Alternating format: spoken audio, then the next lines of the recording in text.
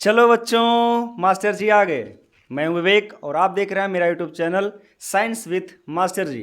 तो जैसा कि आप जानते हो, आज का वीडियो हमारा स्ट्रक्चर ऑफ एटम्स में रदरफोर्ड मॉडल को लेकर है। आज हम लोग रदरफोर्ड मॉडल को डिफाइन करेंगे। हमने पिछले वीडियो में थॉमसन मॉडल को डिफाइन किया था। अगर आपने नहीं देखा है तो आप जाके देख सकते हैं मेरे चैनल पर। तो आज हम लोग रदरफोर्ड मॉडल को डिफाइन करने वाले हैं। रदरफोर्ड जी ने अपना मॉडल क्यों बताया, इन सब चीज़ों को हम लोग डिफाइन करेंगे। इसके पीछे कारण क्या रहा, क्यों रदरफोर्ड मॉडल आया और क्या थॉमसन मॉडल में कमियां रह गई थी, उसके बाद रदरफोर्ड मॉडल आया। ये सभी चीज़ों को हम लोग डिफाइन करने वाले हैं। तो चलिए शुरू करते हैं हम लोग अपना वीडियो।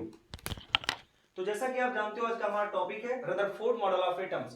तो इन्होंने इसमें अपने एक्सपेरिमेंट में क्या क्या शामिल किया और हाँ, कंक्लूजन्स में अपना क्या बताया, इनको भी हम लोग डिफाइन करने वाले हैं। तो सबसे पहले हम देखते हैं इन्होंने अपने एक्सपेरिमेंट में क्या शामिल किया था। तो इन्होंने अल्फा पार्टिकल्स लिया, सोर्स ऑफ अल्फा पार्टिकल्स लिया। इसके बाद क्या करवाया, लेड स्क्रीन लिया।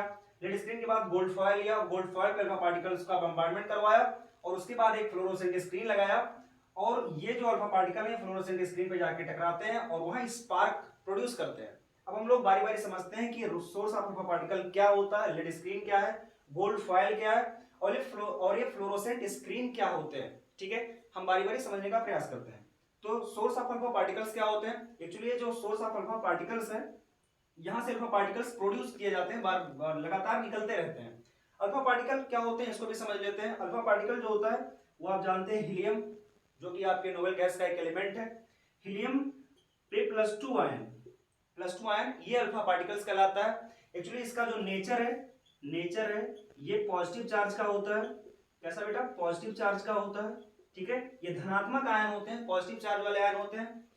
अब इसके बाद लेड स्क्रीन लगाया उन्होंने। लेड स्क्रीन का काम क्या है यहाँ पे, लेड स्क्रीन का काम बस इतना सा ही है कि अल्फा पार्टिकल्स को एक सीधी डायरेक्शन में मूव करवाया जाए, गोल्ड फॉइल पर उसको एक सीधी डायरेक्शन में गिराया जाए। बस इतना ही काम आपका यहाँ लेड स्क्रीन का है। उसके बाद गोल्ड फॉइल को क्यों लिया, हाँ यहाँ ये सोचने की बात है कि उन्होंने केवल गोल्ड फॉइल को ही क्यों लिया था रदरफोर्ड जी ने। तो आप जानते हो गोल्ड के बारे में एक खासियत होती है बहुत अच्छी, ये एक मेटल है, ये तो आप जानते ही हैं, ये बहुत बढ़िया मेटल होता है।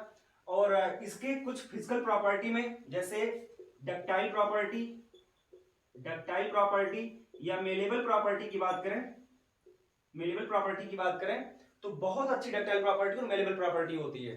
डक्टाइल मींस क्या होता है, गोल्ड एक ऐसा मेटल है जिसे हम लोग बहुत पतले पतले सीटों में कन्वर्ट कर सकते हैं। मेलेबल प्रॉपर्टी में, डक्टाइल एंड मेलेबल प्रॉपर्टी में उसको वायर में कन्वर्ट कर सकते हैं और पतली पतली सीटों में कन्वर्ट कर सकते हैं, उसको बहुत पतली पन्नी उसकी बना सकते हैं। और एनसीईआरटी वाले बुक में लिखा गया है कि अगर आपके पास 1 ग्राम ऑफ, मैं आपको बता दूं आपके नॉलेज के लिए, 1 ग्राम ऑफ गोल्ड हो तो इसे हम लोग 2 किलोमीटर लंबा वायर बना सकते हैं।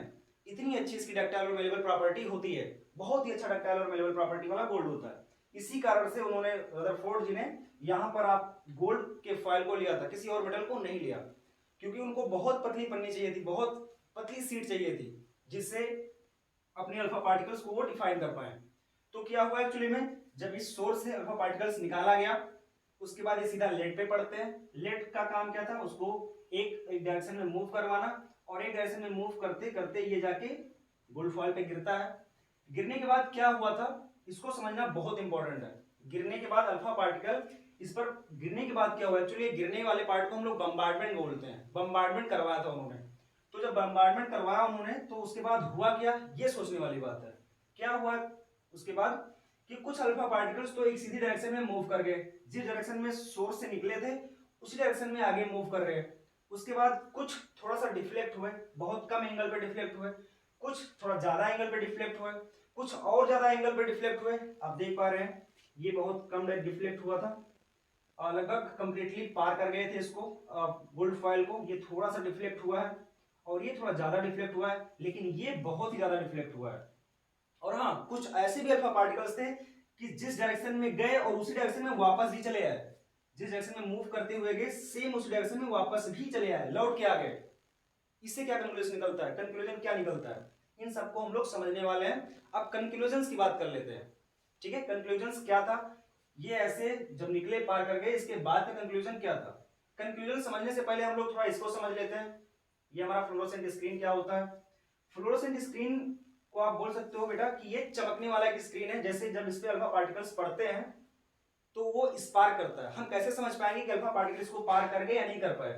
तो इसीलिए हम लोग फ्लोरोसेंट स्क्रीन लगा के रखे हैं कि अल्फा पार्टिकल्स इससे जैसे निकले तो जाके इसे टकराए और हमें पता चले कि अल्फा पार्टिकल कहां पे टकराया है, तो उससे हम लोग उसका एंगल कैलकुलेट कर लेंगे कि अल्फा पार्टिकल कितने एंगल पे घूम के निकल गया है।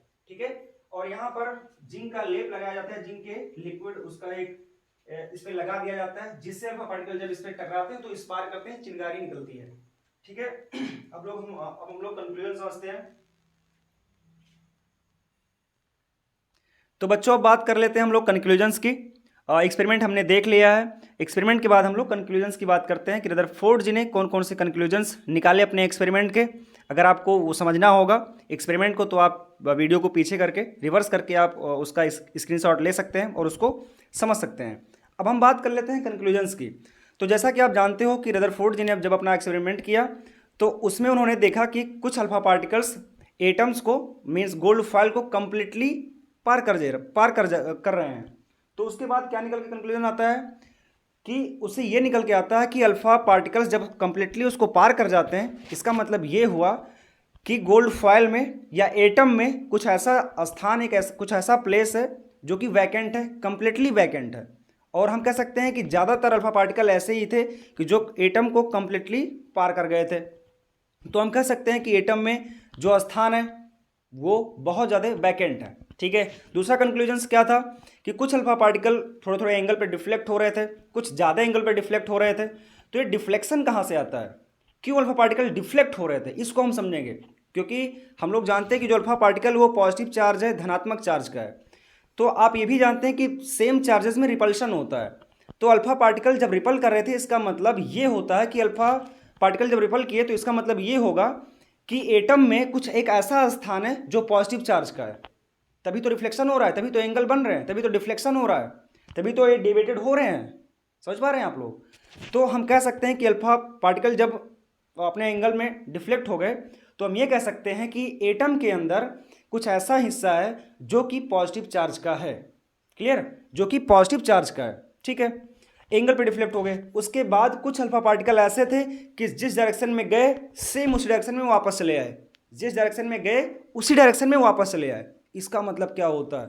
इसका मतलब बहुत बड़ी चीज़ निकल के आती है कि उसके अंदर कुछ ऐसा पार्ट है कि जो बहुत ही हार्ड है, बहुत ही कठोर है, जिसको हम रिजिड बोल सकते हैं, बहुत ही ज़्यादा रिजिड है।